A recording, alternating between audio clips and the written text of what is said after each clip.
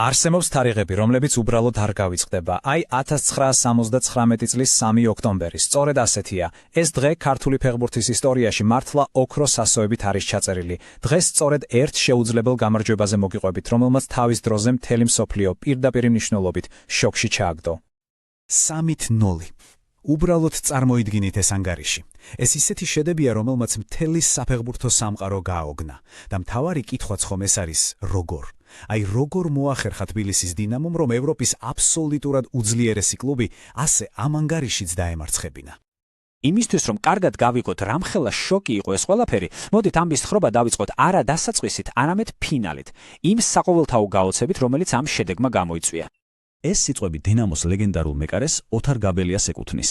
და იცით, ეს ფრაზა იდეალურად აღწერს იმას, თუ რა ხდებოდა ლივერპულის ვარსკვლავების თავს. მათთვის ეს იყო რაღაც კოშმარი, სიზმარი, რომლიდანაც გამოღვიზება უნდოდათ.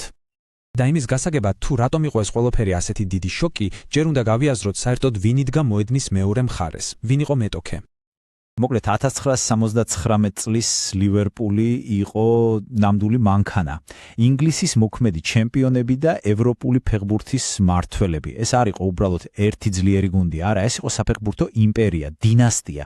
ოთარ გაბელია ეს ყველაფერი ერთ ფრაზაში ჩაატია, როცა თქვა, რომ ეს ფაქტობრივად მთელი დიდი ბრიტანეთის ნაკრები იყო და მართლაც ლივერპულის შემადგენლობა იმ დროის უდიდესი ვარსკვლავებით იყო სავსე.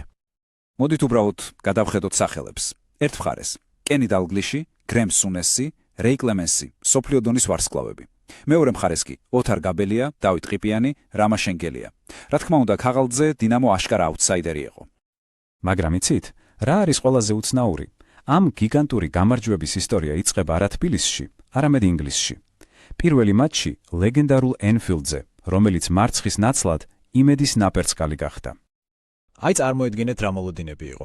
გაფრენის წინ მოსკოვიდან დინამოელებს ფაქტობრივად ერთადერთი რამ უთხრეს. ეცადეთ უბრალოდ დიდი ანგარიშით არ წააგოთ. ანუ არავინ არაფერს ელოდა. ენფილდზე თამაში 2-1 დამთავრდა. ლივერპულმა მოიგო. ატმოსფერო იყო საშინლად მტრული, როგორც გაბელია იხსენებს, კოკაკოლის ქილებსაც კი მესროდნენო. მაგრამ იცით, ეს მინიმალური სხვაობით მარცხი ფაქტობრივად მორალური გამარჯვება იყო. ამან შექმნა საფუძველი იმ სასწაულისთვის, რაც თბილისში უნდა მომხდარიყო. და აი დადგა საპასუხო მატჩის დღეც. თბილისში კი რაღაც განსაკუთრებული ნამდვილი საფეხბურთო შტორმი მციფდებოდა. 90,000. წარმოგიდგენიათ ამდენი ადამიანი სტადიონზე. ხალხი იმდენი იყო, რომ კიბეებზეც კი ისხდნენ. და როგორც თავად ოთარ გაბელია ამბობს, აბა ამდენი ხალხის წინაშე რა უფლება გქონდა რომ წაგვეგო? ამ ყველაფერს დაემატა კოკის პირული წვიმა. სუფთა ინგლისური ამინდი იყო. თუმცა, როგორც ფეხბურთელები მერე ხუმრობდნენ, აღმოჩნდა, რომ ის წვიმა ინგლისური კი არა, სუფთა ქართული ყოფილა. და რა იყო მწვრთნელის ნოდარ ახალკაცის მთავარი დავალება? რაღაც ძალიან მარტივი, მაგრამ გადამწყვეტი. კონცენტრაცია. როგორიც არ უნდა ყოფილიყო ანგარიში, ყურადღება არ უნდა მოგვედუნებინა, არც ერთი წამით.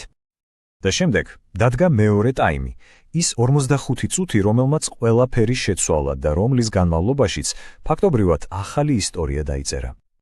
55 წუთი გუცაევი ანგარიში გახსნილია, 74 წუთი შენგელია 2-0 და ბოლოს 91 წუთზე ალექსანდრე ჩივაძე პენალტით საბოლოო წერტილს სვამს 3-0 სტადიონი ფეთქდება, ლივერპული განადგურებულია. მაგრამ იცით, ეს მატჩი მხოლოდ გოლები არ ყოფილა. ყველა სამუდამოდ დაამახსოვრდა. მაგალითად გიორგი ჭილაიას ფანტასტიკური გარღვევა. ეს იყო ინდივიდუალური ოსტატობის და იმ გუნდური სულისკვეთების ნამდვილი სიმბოლო. მოკლედ, დინამომ გაიმარჯვა, მაგრამ ამ ანგარიშის მიღმა, რა იყო ამ ტრიუმფის ნამდვილი ფასი? რა იყო მისი მარადიული მნიშვნელობა?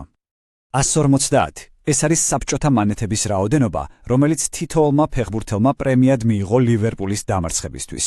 წარმოგიდგენიათ, იმდენივე, რამდენსაც საბჭოთა კავშირის ჩვეულებრივ ჩემპიონატში იღებდნენ. და ოთარ გაბელიას ეს ციტატა მგონი ყველაფერს ამბობს. იმ თაობისთვის ფული მართლა მეორეხარისხოვანი იყო.